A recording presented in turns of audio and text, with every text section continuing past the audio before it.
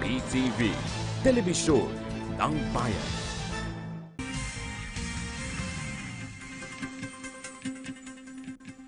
Magandang tanghali, nagbabalik ang PTV Newsbreak. Sasagutin ng House Technology Industries ang lahat ng gastos sa pangangailangan ng mga biktima ng pagkasunog ng kanilang pabrika sa EPSA o Economic Processing Zone sa Cavite.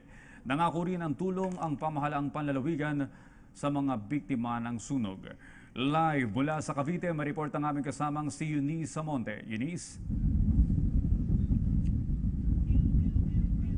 Audrey, bahagyang humupa na nga ang laki ng apoy at ng usok kumpara sa kahapon. Ngunit hanggang sa mga oras na ito ay hindi pa rin naidedeklarang fire out. Ito nga nasusunog na HTI company. Dito yan sa boundary ng Rosario at ng General Trias, Cavite. Ito na nga ang may tuturing na isa sa pinakamatagal na sunog dito sa kasaysayan ng Cavite. Ang nakapagtataka sa mga oras na ito ay wala pa ring opisyal na pahayag na ipinapakita ang HTI company sa kung ilang mga empleyado ang nasa loob nung nasabing insidente at kung ano-ano ang mga benepisyo na pwedeng matanggap ng mga empleyado at kung paano nga ba posibleng nagsimula ang sinasabing sunog. Samantala, sinubukan natin kanina na kunin ang panig ng HTI, ngunit sa mga oras na ito ay hindi pa rin nila sinasagot ang kabilang linya. Samantala, kung ngayon ay wala pa rin pinapahayag ang HTI sa mga posibleng benepisyo na makukuha ng mga empleyado, ay tiniyak naman ang lokal na pamahalaan ng General Trias at ng Rosario, Cavite na handa silang magbigay ng ayuda sa mga empleyado ng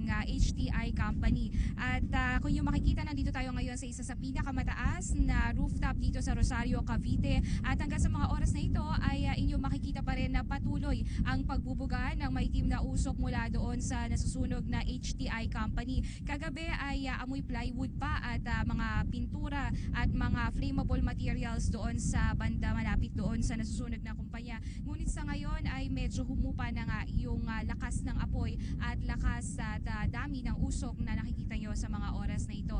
Maya-maya lamang ay bibigyan namin kayo ng kompletong update sa patungkol sa mga injured at mga nasawi dito nga sa sinuturing na pinakamalaking sunog dito sa Cavite. At yan muna pinakauling ulat mula dito sa Rosario, Cavite. Balik sa'yo, Audrey. Maraming salamat, Eunice Samonte. Sa iba pang balita, nagbabala ang pag-asa sa ilang lalawigan sa Mindanao na makakaranas ito ng heavy rainfall dahil sa patuloy na pag-ulan na nararanasan sanhin ng low pressure area. Ayon sa Weather Bureau, yellow warning level ang umiiral sa Surigao del Sur, Agusan del Sur, Davao Oriental at Compostela Valley kung saan maaaring makaranas ng pagbaha ang mga mabababang lugar. Samantala, light hanggang moderate na pag-ulan naman ang mararanasan sa Zamboanga City, Camiguin, Lanao del Norte, Bukidnon, Misamis Occidental, Agusan del Norte, Surigao del Norte, Dinagat Islands, Davao del Norte at Davao City. Una nang sinabi ng pag-asa,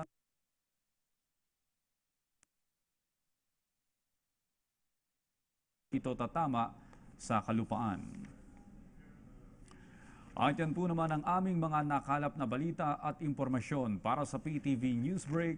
Ako po si Audrey Goriseta.